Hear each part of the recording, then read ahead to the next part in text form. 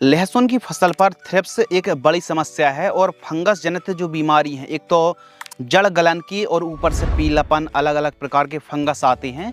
किसानों के खेत पर लहसुन का जो कंद का साइज़ है उतना ज़्यादा विकास नहीं कर पाता है। यानी पैदावार बढ़ाने के लिए कौन कौन से पोषक तत्व वाली खादों का इस्तेमाल करना चाहिए, बीज उपचार करें ताकि कंद गलन की समस्या ना आए, पैदावार बढ़े। तो लहसुन की फसल, बेस्ट वैरायटी, बेस्ट दवाइयाँ, बेस्ट खादें, सही समय, खेत की तैयारी कैसे करना है, खरपतवार की समस्या आती है, और पैदावार बढ़ाने के लिए सही समय से लेकर के यानी बुआई से लेकर के प्लांटेशन से लेकर के हार्वेस्टिंग तक की संपूर्ण जानकारी शेयर करने वाले हैं। नमस्कार, आप देख रहे हैं the advance agriculture YouTube channel. मैं हूं आपका होस्ट एंड दोस्त शिव कुमार। चलिए शुरू करते हैं। गार्लिक फार्मिंग, लहसुन की उन्नत खेती A to Z संपूर्ण जानकारी। सबसे पहले बात करते हैं समय यानी टाइमिंग, अनुकूल समय, उचित समय।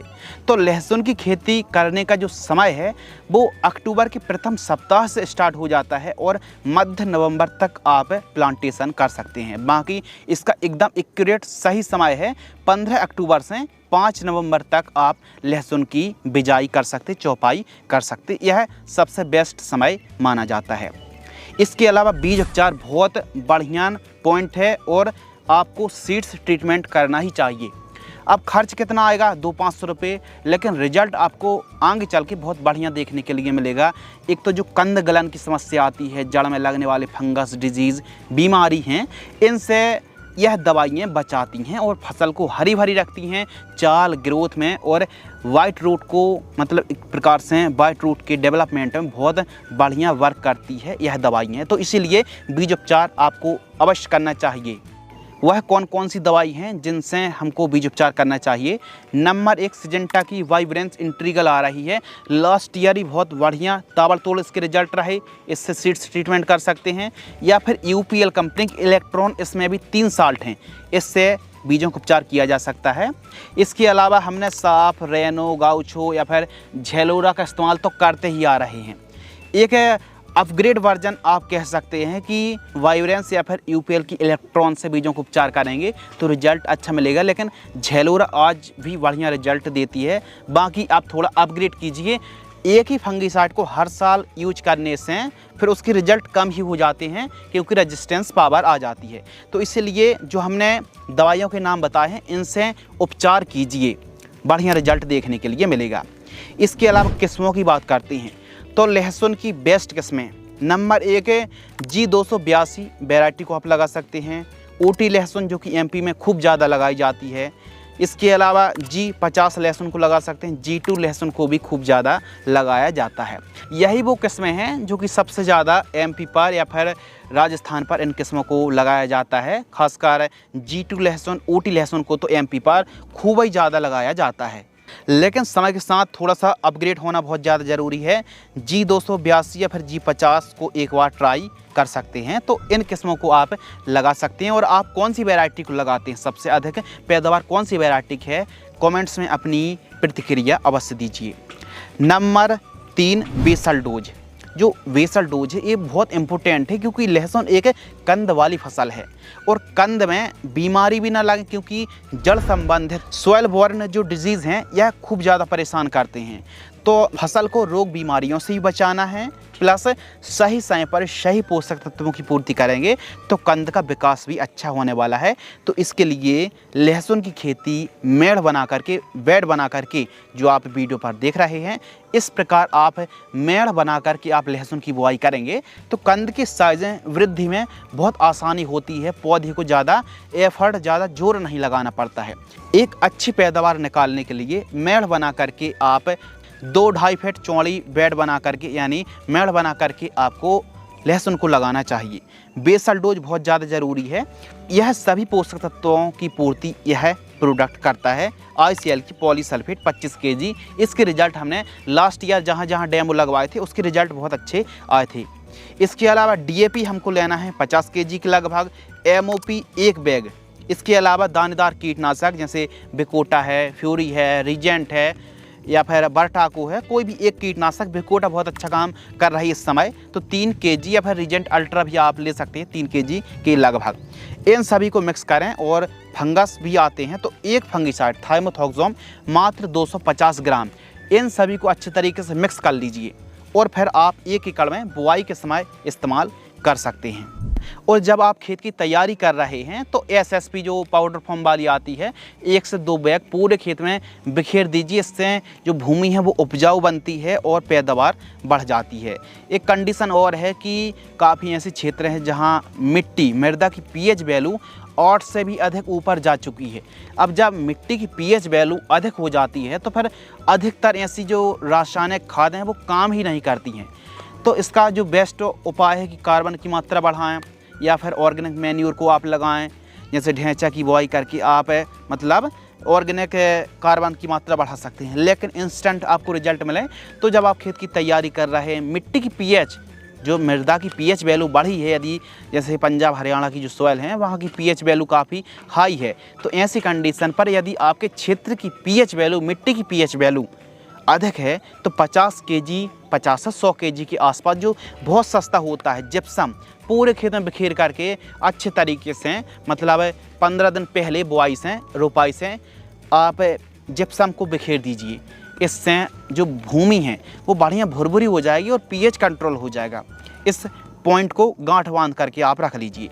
इसके अलावा प्रति एकड़ सीड्स, 1 एकड़ में 160 से 200 किलोग्राम कंद जो होते हैं, कंद सीड्स की रिक्वायरमेंट पड़ने वाली है।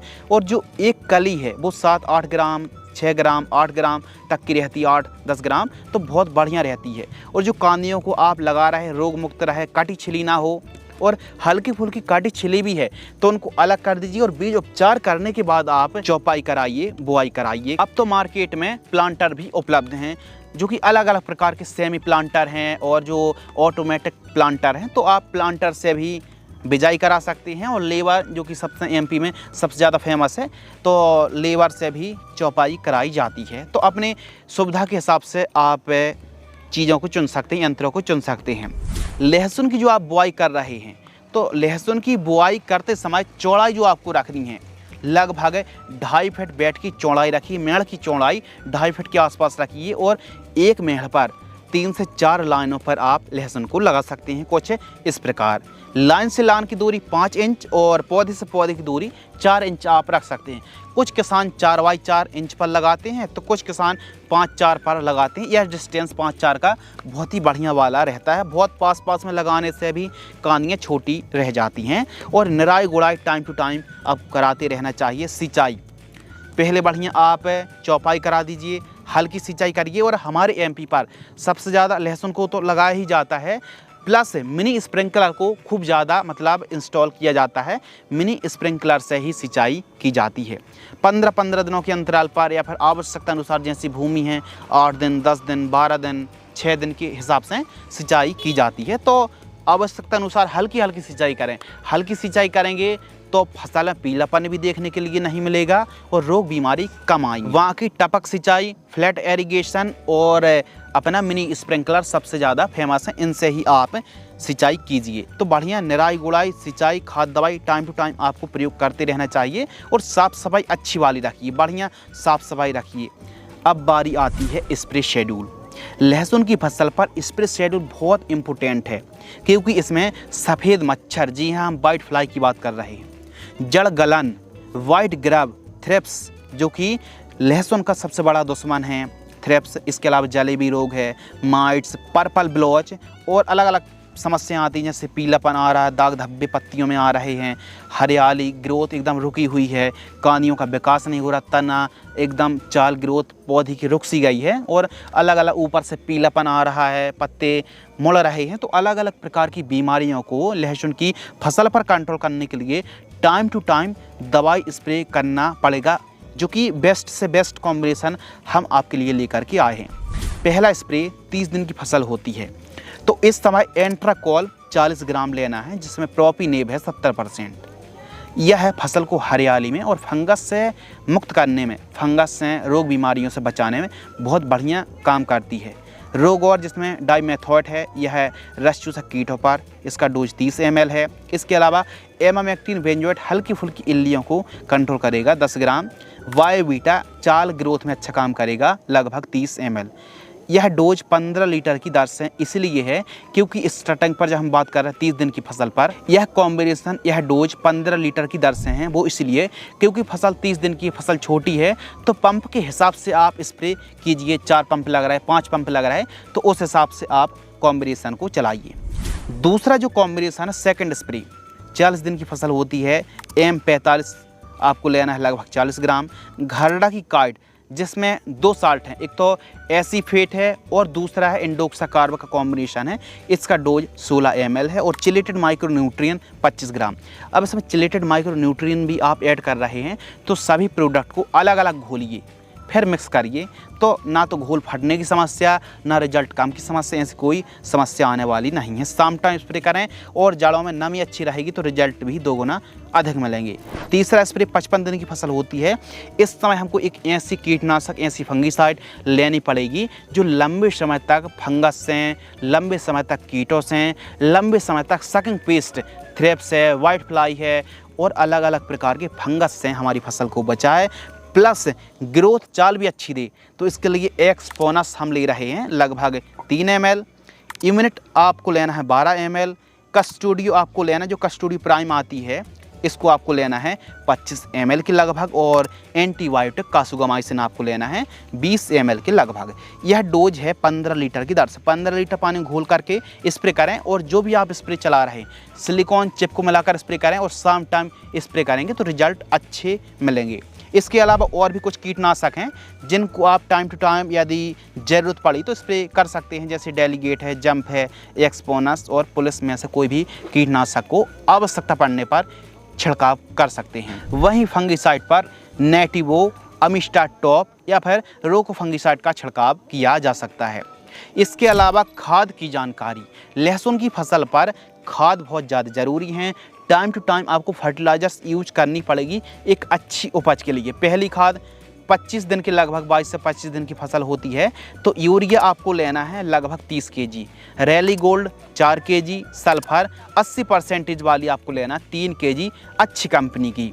इनको 1 एकड़ की दर से आप इस्तेमाल करें और जड़ों से कम 2 इंच दूर, और निराई गुड़ाई करें। और फिर आप जब सिंचाई कर रहे हो उस समय खाद को दे करके मिट्टी को फिल करें और फिर खाद दें, रिजल्ट अच्छे मिलेंगे। तरीका क्या है, सबसे पहले निराई गुड़ाई करें, 2 दिन की तेज़ धूप लगाएं, फिर खाद दें, मिट्टी को फिल करें और फिर पानी आप सिंचाई करेंगे ना, तो रिजल्ट में बहुत बढ़िया वाला आपको फ़र्क देखने के लिए मिलने वाला है। दूसरी खाद 40 दिन की फसल होती है, तो इस समय हम बढ़िया वाला शेड्यूल, बढ़िया वाला कॉम्बिनेशन तैयार कर रहे हैं जिसमें सभी पोषक तत्वों का कॉम्बिनेशन है। Magnesium sulphate 10 kg, zinc oxide Technozed आपको लेना है 4 से 5 kg, ammonium sulphate, urea, ferrous sulphate, boron 500 gram और क्लोर साइपर का जो कॉम्बिनेशन आता है 500 ml के लगभग। अब कुछ लोग कमेंट्स करेंगे कि यूरिया के साथ आप अमोनियम को ही मिक्स करा रहे हैं, यह तो पानी की तरह बह जाएगी। ऐसा कुछ भी नहीं है, इसको आप जल्दी मिलाइए और आप प्रयोग कर दीजिए, रिजल्ट में कोई फ़र्क आने वाला नहीं है। ऐसा नहीं आपने सुबह मिक्स कर लिया शाम को इस्तेमाल कर रहे हैं, ऐसा नहीं है। तुरंत मिक्स कीजिए और तुरंत प्रयोग करें, रिजल्ट अच्छे मिलेंगे। जड़ गलन के लिए एक तो टाइम टू टाइम जो हमने दवाइयों के नाम बताए हैं प्रयोग करने से बीमारी आएगी ही नहीं, और आती है तो प्रिवेंटिव में थायोफेरेंट मिथाइल यानी रोको या फिर एलेट को आप चला सकते हैं सॉइल एप्लीकेशन से, या फिर PI कंपनी की जो कीटोजन आती है इसका आप इस्तेमाल कर सकते हैं। सॉइल एप्लीकेशन से ही आपको चलाना चाहिए, जड़ गलन की समस्या आएगी ही नहीं। लाइफ साइकिल समय अवधि, लहसुन की समय अवधि लगभग 125 दिन के लगभग का समय लग जाता फसल तैयार होने में। उत्पादन इस तरीके से मेड़ बनाकर की खेती करेंगे तो 60 से 70 कुंटल तक पैदावार 1 एकड़ से आप बड़े आराम से निकाल सकते हैं। लागत की बात करते हैं तो लहसुन की लागत 1 एकड़ में 50, 55, 60 हज़ार रुपये तक 1 एकड़ में लागत बड़े आराम से लग जाती है। कंद विकास के लिए ह्यूमिक, फॉस्फोरस और मेड़ में लगाएंगे तो कंद विकास अच्छा होगा। ह्यूमिक एसिड, फॉस्फोरस का इस्तेमाल आपको ज़रूर करना चाहिए। लहसुन जर्मिनेशन के समय रात का जो टेम्परेचर है 18 से 22 के आसपास रहता है, तो स्वस्थ और बढ़िया तेज़ी से जवाब अंकुरण होता है। अच्छी उपज के लिए मिनी स्प्रिंकलर या फिर ड्रिप से आप खेती करेंगे तो पैदावार बढ़ने वाली है। और परंपरागत तरीके से भी आप खेती कर रहे हैं तो मेड़ बना करके लहसुन को लगाएं और निराई गुड़ाई करने के बाद आप सिंचाई करें, खाद दें तो फिर रिजल्ट भी बहुत अच्छे देखने के लिए मिलते हैं।